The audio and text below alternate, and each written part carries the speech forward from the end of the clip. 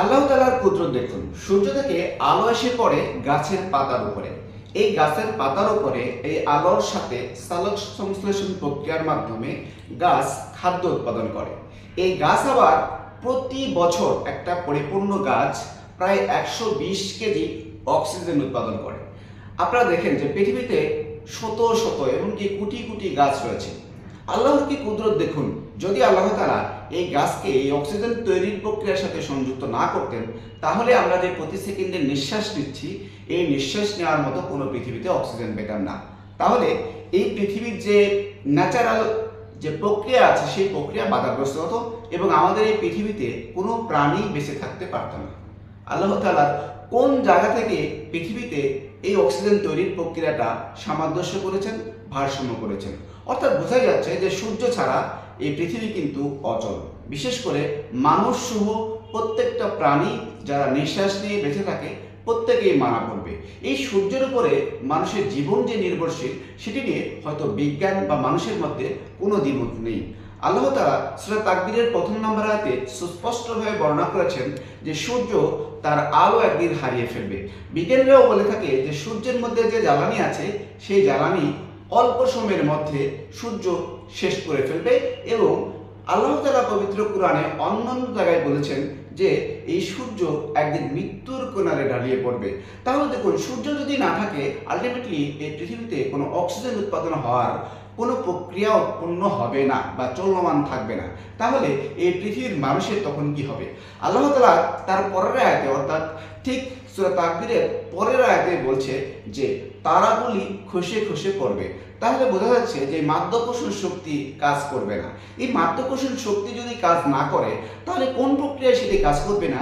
বিজ্ঞানীরা দুটি বিষয়ে একমত হয়েছে। একটি হচ্ছে ডার্ক এনার্জি, আর একটি হচ্ছে ডার্ক ম্যাটার।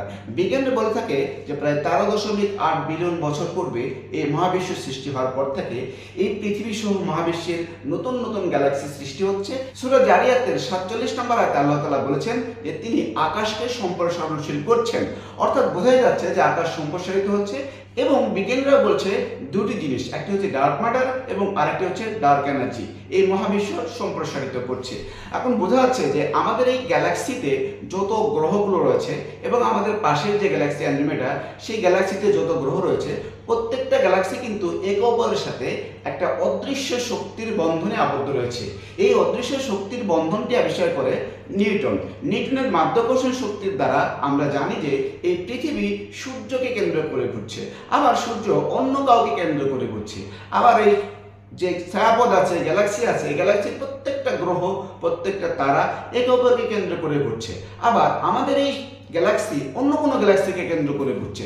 তাহলে বোঝা যাচ্ছে যে হয়তো একটা সময় গিয়ে ওই ডার্ক এনার্জি এবং ডার্ক ম্যাটারের যে শক্তি আছে, যার ফলে এই মহাবিশ্ব সম্প্রসারিত এখনো হচ্ছে, সেই শক্তি যদি বেশি হয়ে যায়, তাহলে একটি গ্রহ আর একটি গ্রহ থেকে দূরে, আর একটি ছায়াপথ আর একটি ছায়াপথ থেকে আরো দূরে, এভাবে যখন চলে যেতে থাকবে, তাহলে কিন্তু নিজেদের মধ্যে যে মহাধ্যাকর্ষণ বল, যে বন্ডিং এর মধ্যে এই মহাবিশ্বটা নিয়ন্ত্রিত হচ্ছে, সেই নিয়ন্ত্রণ কিন্তু শেষ হয়ে যাবে।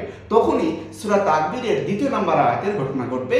আল্লাহ যেটি বলেছেন তারাগুলি খসে পড়বে, অর্থাৎ নিজেদের মধ্যে যে বন্ডিং থাকবে না, অদৃশ্য যে মাধ্যাকর্ষণ বল থাকবে না, তখন কিন্তু তারাগুলি তাদের নিয়ন্ত্রণ স্থল হারিয়ে ফেলবে।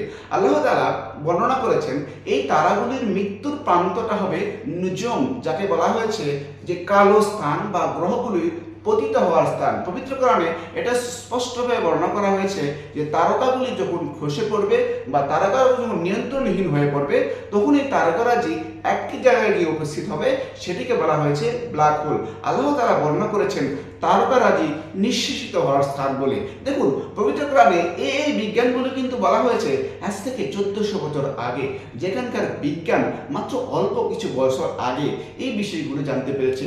পবিত্র কোরআন যে মহান সর্বশক্তিমান আল্লাহর পক্ষ থেকে এসেছে, এই কথাগুলোই, এই আয়াতগুলো, এই বৈজ্ঞানিক তথ্যগুলোই সবচাইতে বেশি প্রমাণিত এবং পরীক্ষিতভাবে বিজ্ঞানকে চ্যালেঞ্জ করছে। তাই বিজ্ঞানের বেশি দূরে যাওয়া সম্ভব নয়। কোরআন ছাড়া।